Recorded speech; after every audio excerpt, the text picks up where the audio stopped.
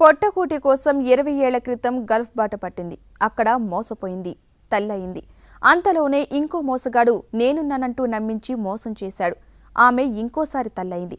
గత కొద్ది రోజుల నుంచి కూడు నీడ లేక పిచ్చిదై కువైట్లోని మసీదుల దగ్గర ప్లాట్ఫారాలపై దిక్కులేని బతుకు సాగిస్తుంది. ఓ పాత భవనంలో తల దాచుకుంది. అక్కడి తెలుగువారి ఇచ్చే ఆహారంతో తన పిల్లలను కాపాడుకుంటుంది. కువైట్లోని మాలియాలో ఈమె 2 పిల్లల్ని తీసుకుని మసీద్ దగ్గర పార్కింగ్ల దగ్గర నిద్రపోతోందని తెలిసి ఈమె గురించి ఆరా తీసి ఆమె వివరాలు సేకరించాలని అక్కడ తెలుగువారు ప్రయత్నించారు. ఈ తల్లి తన పేరు కూడా చెప్పలేని పరిస్థితుల్లో కువైట్లోని హవల్లీ అనే ఏరియాలో ఉంది. మతిస్థిమితం లేక తన పేరు ఊరు కూడా చెప్పలేని స్థితిలో ఉంది.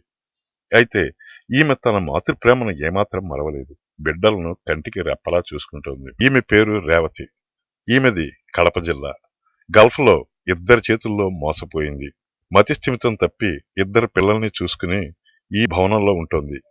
ఈ భవనంలో ఉన్నవారు అప్పుడప్పుడు అన్నం పెట్టడానికి వెళ్ళినా ఈవిడికి మతిస్థిమితం లేనందువల్ల ఒక్కోసారి భయపడి తలుపు కూడా తెరవదు. వచ్చే నెల ఈ భవనం కూల్చుతారని సమాచారం. ఇప్పుడు ఎలాగోలా ఆ పాత భవనంలో కాలం వెళ్లదీస్తోంది.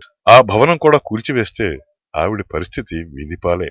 మన ఎంబసీ వారు గాని, కువైట్లోని తెలుగు సంఘాల వారు గాని, మన ఆంధ్రప్రదేశ్ ప్రభుత్వం చొరవ తీసుకుని ఈవిడిని ఇండియాకు పంపడానికి ప్రయత్నించాలని కువైట్లో ఉన్న తెలుగువారు కోరుతున్నారు. కువైట్లో గత 20 ఏళ్లుగా ఉంటున్న కడప జిల్లా రైల్వే కోడూరుకు చెందిన బోడపు మస్తాన్ మాట్లాడుతూ ఈ మహిళ పేరు రేవతి అని, రైల్వే కోడూరు మండలం కొండారెడ్డిపాడు గ్రామానికి చెందిన చెంగల్రాయులు మునెమ్మల కుమార్తె అని చెప్తున్నాడు. ఇక్కడ కడపలో పరిస్థితి కూడా అలాగే ఉంది. తండ్రి చెంగల్రాయుడు 3 ఏళ్ల క్రితమే మరణించాడు. తల్లి మునెమ్మ మానసిక వికలాంగురాలుగా ఉన్న రేవతిని ఇండియాకు పంపిస్తే ఆమె ఆరోగ్యం కొంత కుదుటపడుతుందని భావిస్తున్నారు.